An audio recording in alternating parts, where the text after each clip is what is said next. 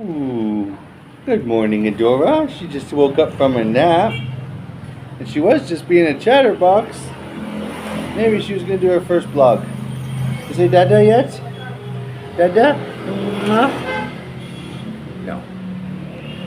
So it's Sunday. There was a volcano that erupted on the island today, and we've had like 6 earthquakes this week in various parts of the Philippines. So I guess it's that time of year. Although they say it's not normally this bad. I don't know because I was always in General Santos, which always has earthquakes on the full moon.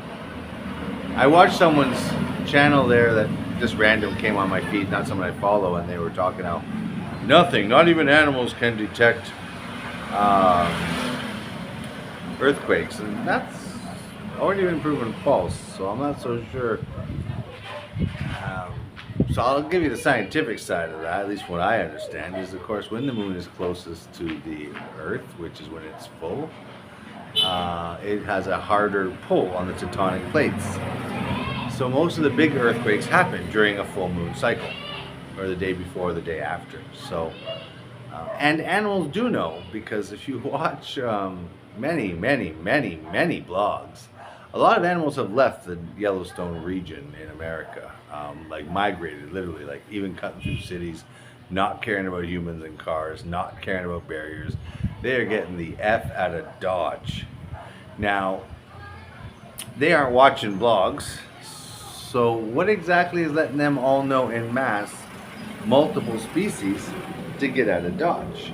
Well, I think that there is an innate sense that animals have about when pending disasters are happening and to get out while they can. So, we Westerners definitely have lost this, but I would suggest there are some groups over here who might still have it, who might still sense a danger, people who are more in tune with the earth. Definitely druidic folks or people who pay attention to nature would be. But yeah, the sky's gotten some darkness to it, and you can see it from here because of all the smoke from the volcano. And I guess it's still erupting.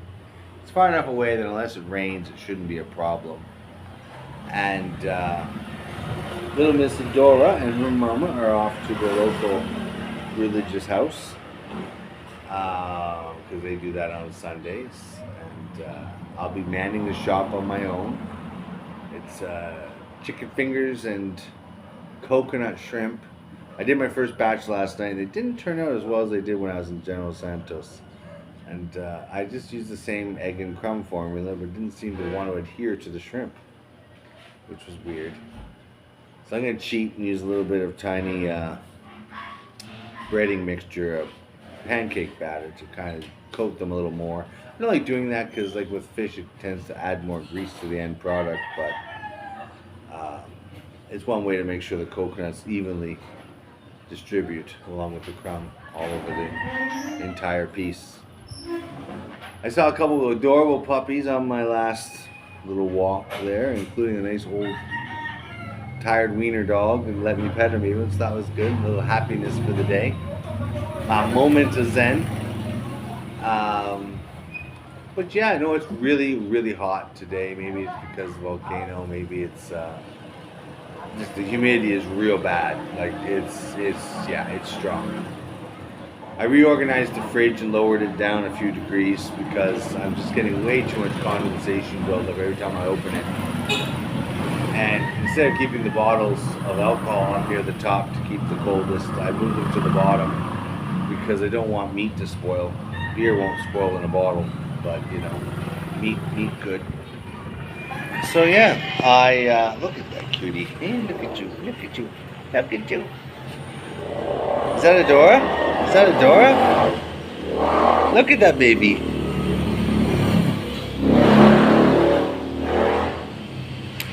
Yes, loud motorbikes everywhere.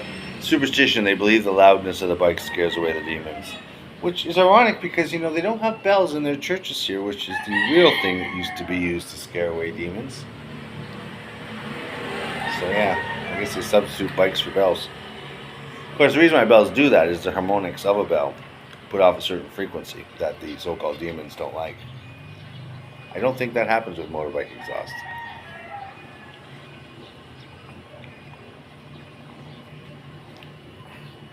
For those of you who aren't over here, they have one brand that comes in these stubbies, and originally I didn't like it, but now I do. It's also cheaper than the other one, so since I'm counting pesos.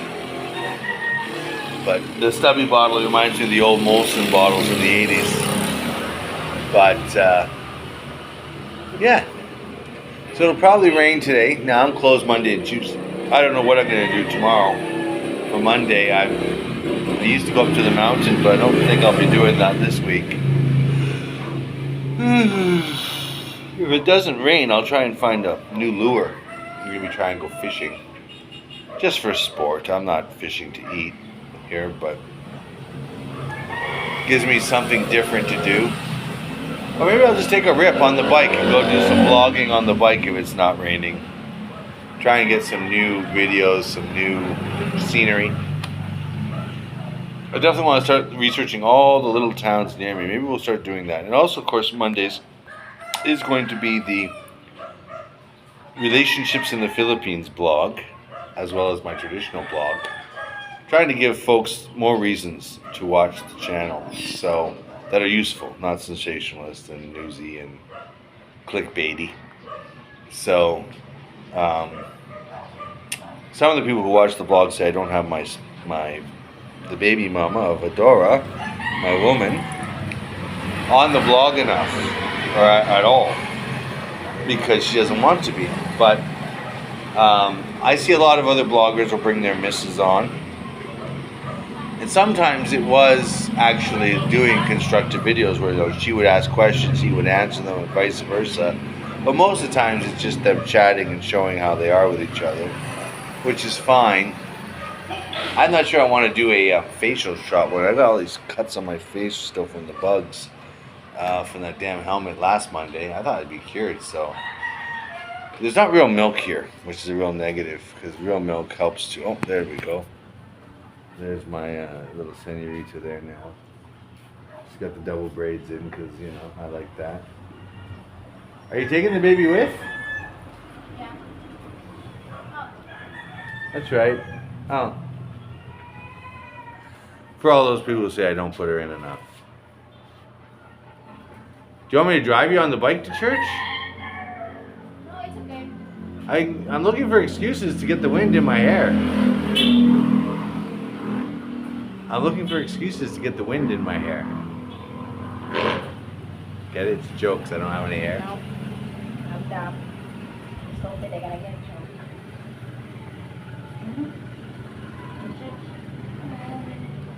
All right. All right. So we're back.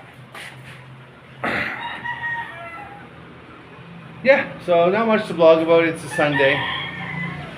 And it is the last day of the week. So just like at the Canada businesses, I always do a Sunday clearance day to get rid of all the inventory. So the next week I start with everything new.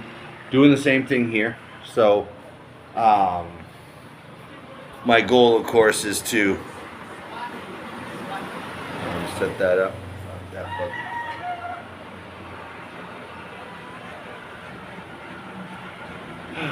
You know, the bugs weren't even that big. And it hit me on that bike here.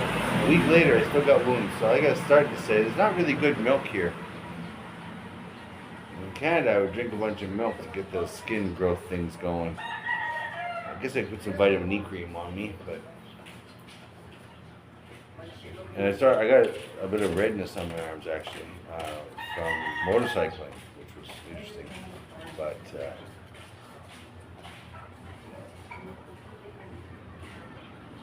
see, I met some interesting foreigners today at the mall when I was doing my stock. A Christian guy, a born-again Christian guy, an American from Georgia, and a white guy from Vietnam. I even said to him, where were you from before that? He's like, no, I was born in Vietnam. I'm like, you don't even have an accent. He's like, oh, well, I was born there and I went away at 9 and then I came back and lived there the rest of my life at 20. No. And he lived in Germany. We didn't have any accent. It was weird. But yeah, there are a lot of foreigners here in San Carlos. I know that some of the foreign groups that I'm chatting with, they don't want more foreigners to move here because they want it to become overpriced like Dumagetti. I hate to tell them, it already is overpriced compared to General Santos. You're paying double here for everything, and they got next to nothing in the ways of amenities and stuff. So, yeah, if people are just moving over here to save money and want all the amenities of the West, I have to agree with those expats. Don't come to San Carlos.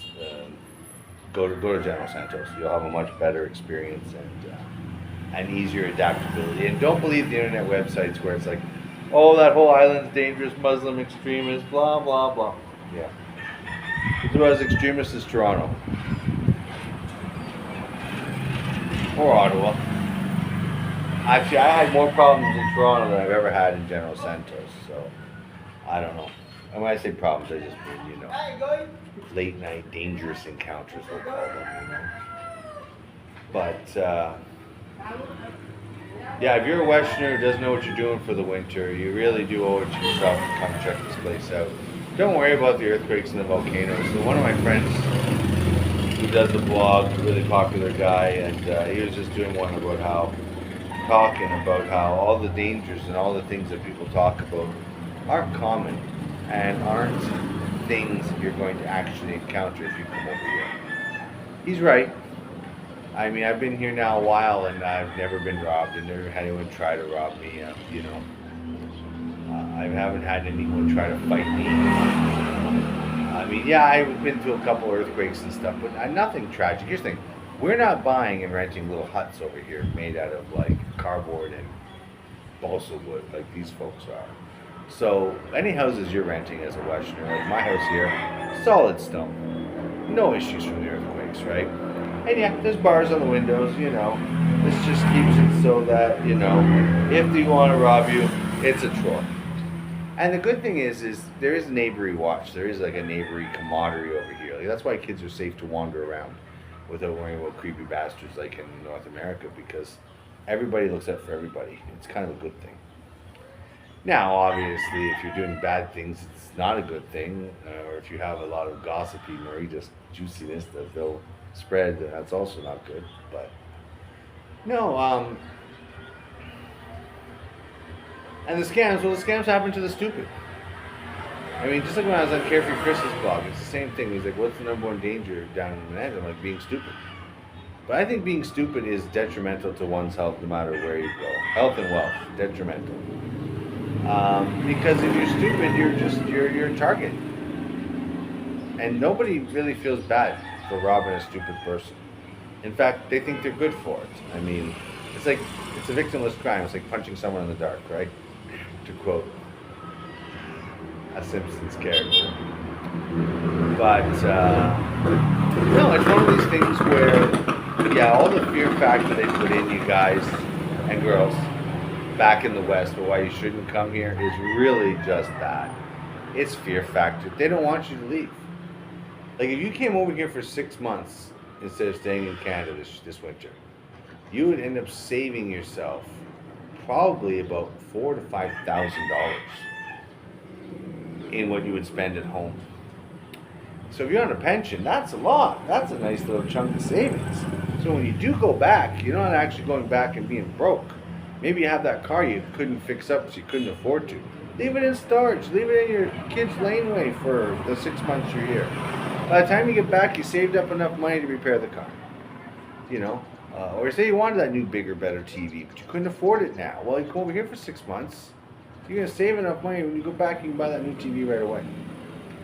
And, if you're in one of these family units who's living with kids already, or you've downgraded your life where you're living like Milhouse's dad in a tiny little shitty apartment full of cockroaches, you're paying too much for it. And if you came over here for 6 months, not only are you giving your kids a break or housing you, if that's your situation, but if you're in a tiny little shitty apartment, you get to come over here and live in a nice big house for half the money. And maybe you get to the point where you say, you know what, I'm going to be like here 50% of the time and there 50% of the time. So when you go back, okay, fine, you stuff in the summers, you do the mobile home thing, you do the living with your kids. Say you got 3 or 4 kids and they're all grown up, well, work a deal with them. Say, look, I'm going to go live in the Philippines in the winters. But in the summers, I want to live a month with you, a month with you, a month with you, a month with you, a month with you. You could probably negotiate that. Because a lot of the kids won't, well, I mean, I would like to say this, but I'm probably inaccurate. If you raise your kids right, they shouldn't complain if teaching them keeping you for a month, a year. And you're contributing when you're there. I don't mean come in and be a total gooch. I mean, obviously, you're going to do some free babysitting if you have kids. You're going to do some. If you're a man with handyman skills and your daughter's with some loser who can't turn a wrench, you can come in and fix a bunch of things every year. I mean, when I go home every year, I already expect my first month back, I'm fixing things. Like this time I went back, it took me 4 months to fix everything up, right? I mean, yeah, it was crazy. So it's just one of those things where you're an older gent, you'd be much happier over here. Anyways, the guy I met from Georgia, he was a younger lad. And married a Filipino, obviously, and they were from Cebu. We couldn't stand the traffic there, so he came here. I hear that. I don't have any fear driving around my motorbike. And even though, you know, I would never normally drive without a helmet. Today I was out there when I did the shopping runs without the helmet. It was just too bloody hot to wear a helmet. And the helmet I got myself a 700 peso helmet, so it's cheap. Full helmet, full screen. I mean, sometimes you watch the video. But what happens is, excuse me, I need a real helmet, something with some ventilation. Maybe even some built-in cooling unit or something, because my God, in this heat it gets hot. But I mean, I guess if I was doing a really long journey, it wouldn't be as bad. But as I was saying, the whole point behind that tangent was that, you know, the traffic isn't that bad once you get out of the bigger cities over here. I rented cars in General Santos, didn't have a problem with it. I don't know how the bike would be. I mean, if I find myself in a situation where I'm a solo operator and I'm not running the bar, I now have a legit bike, and I would probably just cruise, like I said, you know, put as much of the things I need on a day-to-day basis, you know, underwear, socks, and clean shirts, and hygiene stuff, in like a nice big duffel. And I might even do something where I build a little platform on the bike, because the idea of having that on my back, sweating my ass off all day long, so my back breaks out and zits, definitely isn't appealing. So, and they have rules against the trikes. You can't take the trikes really easily between islands and on any of the bigger highways, but you can take the bikes, take the scooters. So I just need to have it where that scooter that I currently have carries more cargo. And, you know, with my background, I could probably figure out a way where the metal brace that connects to the frame, that's for people to hold on to if they don't want to hold on to you, like two handles behind them that they hold on to. I could probably unbolt that off and create a rack or something, like a flat cargo piece or something. It might screw up the balance a bit, but it's not a lot of horsepower. We're talking a 9 horsepower bike here, you know what I mean? I've had lawnmowers bigger than that back home, so. But gives you a way to travel, you know, with more gear at least. Now, how secure would that gear be if you were like leaving your bike to go into places? You'd have to make that cage have a lock of some sort on it just to make sure that it was secure, you know. I'd probably get someone to build me something and weld it all together like a cage. Where you can put a suitcase in it. Type deal. Open up the top when you need to, you know. Put some handles on it so that if you do have a passenger, they can hold on to that and lean against the cage or something, you know. But it is what it is. I mean, I'm getting around that 20-minute mark, so I'm going to sign off on this. I don't really have a whole lot to say. I'm just kind of doing my daily vlog. And of course, I did do the Sunday sermon already. So, like, follow, subscribe, hit that bell to see when new videos are coming. And remember that sharing is caring, but not your personal information. Keep that shit on the down low. Have a great day. Peace.